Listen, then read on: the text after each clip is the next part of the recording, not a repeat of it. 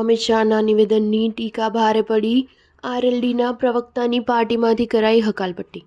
રાષ્ટ્રીય લોકદળે પોતાના તમામ પ્રવક્તાઓને પદ પરથી હટાવી દીધા છે। જયંત ચૌધરીના આદેશ પર આ તમામને પદ પરથી હટાવી દેવામાં આવ્યા છે। પાર્ટીએ જારી કરેલા નિવેદનમાં જણાવ્યું કે આરએલડીના તમામ રાષ્ટ્રીય પ્રવક્તાઓ અને ઉત્તર પ્રદેશના તમામ પ્રવક્તાઓની તાત્કાલિક અસરથી હકાલપટ્ટી કરી દેવામાં આવી છે। પ્રાપ્ત માહિતી પ્રમાણે પાર્ટીના એક પ્રવક્તાએ કેન્દ્રીય ગૃહમંત્રી અમિત શાહના એક નિવેદનની ટીકા કરી હતી। ત્યારબાદ આ કાર્યવાહી કરવામાં આવી છે। કેન્દ્રીય ગૃહમંત્રી અમિત શાહે 17 ડિસેમ્બરે રાજ્યસભામાં બંધારણ પર ચર્ચા દરમિયાન કહ્યું હતું કે હવે તે એક ફેશન બની ગઈ છે। આંબેડકર આંબેડકર આંબેડકર। જો તમે ભગવાનનું આટલું નામ લીધું હોત તો 7 જન્મો સુધી તમને સ્વર્ગ મળી ગયું હોત। તેમણે કોંગ્રેસ પાર્ટી પર પ્રહાર કરતા કહ્યું હતું કે અમને આનંદ છે કે તમે આંબેડકરનું નામ લો છો। આંબેડકરનું નામ હજુ 100 વખત લો, પરંતુ આંબેડકર પ્રત્યે તમારી ભાવના શું છે તે હું જાણવા માંગુ છું।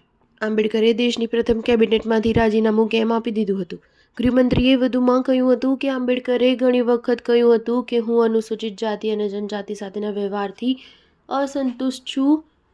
તેમણે સરકારની વિદેશ નીતિ સાથે અસંમતિ વ્યક્ત કરી હતી અને કલમ 370 સાથે પણ અસહમત હતા।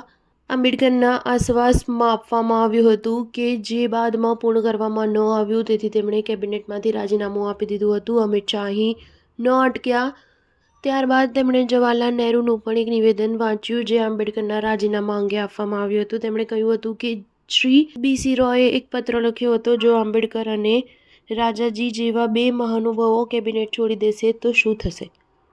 નહેરુજીએ જવાબમાં લખ્યું કે રાજાજીના જવાથી થોડું નુકસાન થશે, આંબેડકરના જવાથી કેબિનેટ નબળું પડી જશે। સ્ટાર ન્યૂઝ 7 હંમેશા સચ્ચાઈની સાથે।